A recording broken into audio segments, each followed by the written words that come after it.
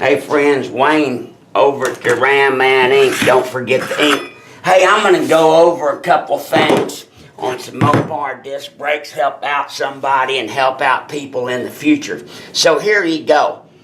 And remember, like in math, there's those rules, but there might be an exception, but there's very few. So, through 1969, Mopars ran rear-mounted calipers.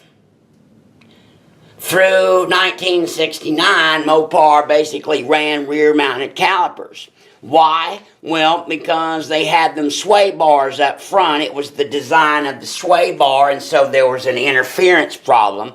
And in 1970, they redesigned the front suspension on the B bodies and the E bodies, and they moved that thing out of the way, and they went to the front-mounted calipers on the B and E bodies. And of course, the A bodies, they stayed to the rear through 72 and stuff. So the calipers and the C bodies and the Imperials, so those calipers mount to the rear. So we're looking at an original set of C body disc brake spindles, and so these things have got to look like this so that they mount to the rear.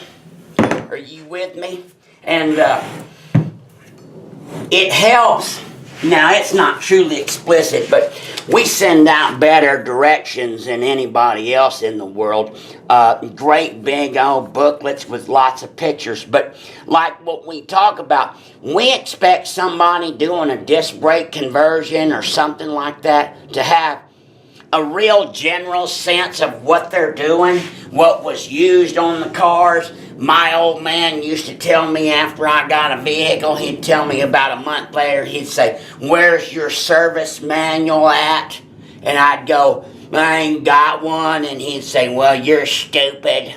And I'd say, "Yeah, he's stupid. I don't need one." Well, I always needed one. So we need to pay attention. Most people know some general knowledge about Mopars and the location of where the engine goes and the transmission, and kind of before you tackle a project, you should have a real good general idea of what you're doing. So, and we always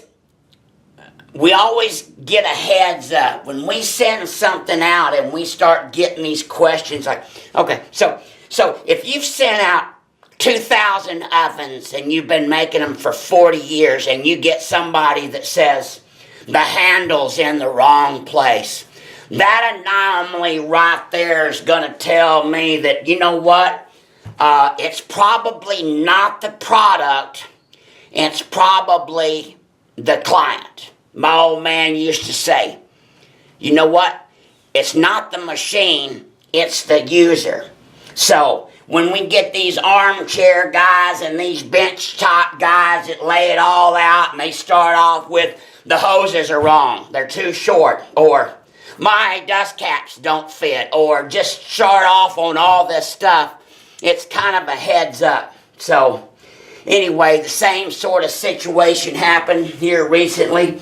And so we had a client that doing a disc brake conversion for a C body, 65 and up. The only correct way to do it is change those to those factory spindles. That's that great big old behemoth 28-pound rotors, first class pin caliper setup.